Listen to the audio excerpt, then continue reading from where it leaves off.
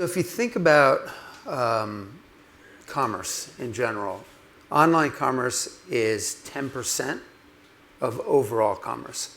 PayPal's 10% of the e-commerce market. The e-commerce market is 10% of the overall retail market. And what these deals allow us to do is to go into the other 90% of the retail market in a very predictable way, in a low-cost way, and a profitable way for us. Okay.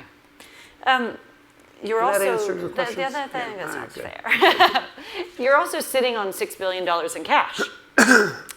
People are eager to know what you're going to do with it. Now that you're working with Visa and MasterCard, does that preclude you from buying a bank one day? Are any banks for sale? I mean, no. The Visa MasterCard deals don't preclude us from doing really anything.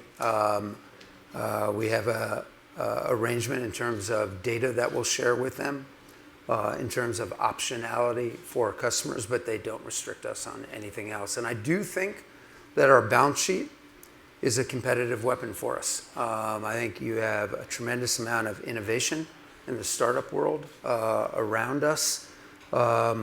We spin off over $2 billion of free cash flow every year. That adds to that cash position that we have. And so we look at 100 plus companies a quarter. In acquisitions, you mean? Yeah, acquisitions. But would you look at anything as traditional as a bank? I mean, you've made a lot of smaller acquisitions of startups. A bank would be something very different. I don't think we are a bank in Europe. Right.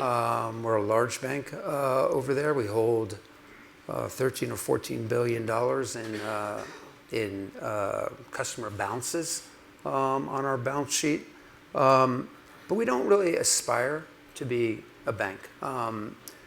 We think of a world of mobile and software, and thinking about if you were designing a financial system in that world, what would it look like? Not sort of extrapolating what was and extending it into digital, but really reimagining the management and movement of money in a world of mobile.